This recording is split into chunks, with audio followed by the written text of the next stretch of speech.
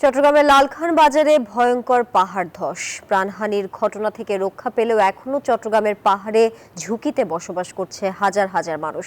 City mayor বলছেন, পাহাড় খেকোদের বিরুদ্ধে সংশ্লিষ্ট সংস্থাদের তেমন কঠোর অবস্থান না থাকার কারণে বাড়ছে পাহাড়ি বসতি। পাহাড়ের মাটি বিক্রি করেই অনেকে হয়েছে জমিদার। রতন দাসের ছবিতে চট্টগ্রাম থেকে আরো জানাচ্ছেন নয়ন বড়ুয়া জয়। টানা বৃষ্টিতে সোমবার বাটালি হিলের পাহাড় ধসে পাহাড় রক্ষা দেয়াল ভেঙে পড়েছে বাসাবাড়ির উপরে। বাসিন্দারা সেদিন ঘরে না থাকায় প্রাণে বেঁচে গেলেও পুরো ঝুঁকিতে রয়েছে বাটালি হিলের পাদদেশে কিংবা চূড়ায় বসবাসকারীরা।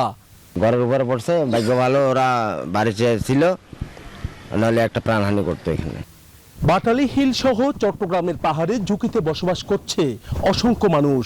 কেউ থাকে ভাড়া বাসায়, আবার কেউ হয়েছে জমিদার। পাহাড় দখল করে যারা পাহাড়ি জায়গা বিক্রি করছে বা ঘর বেঁধে ভাড়া দিচ্ছে, তাদের বিরুদ্ধে নেই প্রশাসনের তেমন তৎপরতা।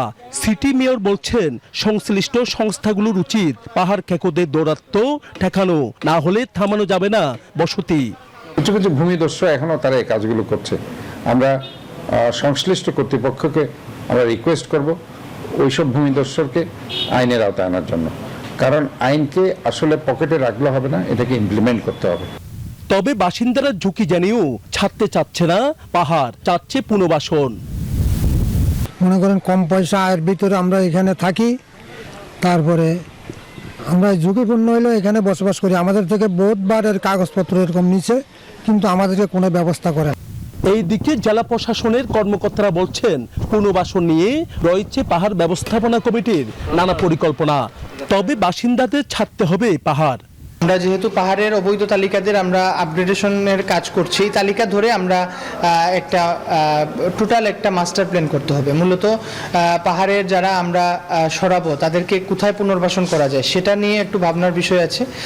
চট্টগ্রামে এই পর্যন্ত পাহাড় ধসে প্রাণ গেছে ৩০০ জনের বেশি, তবুও নেই বাসিন্দাদের কোনো ভয়ভীতি। নয়ন বড়ুয়া জয়, নিউজ 24, চট্টগ্রাম। বান্ডেল থাকলে প্রতি সেনমানিতে টাকা বাঁচবে। বিকাশ সেনমানি বান্ডেল কিনে জিতুন প্রতি লেনদেনে।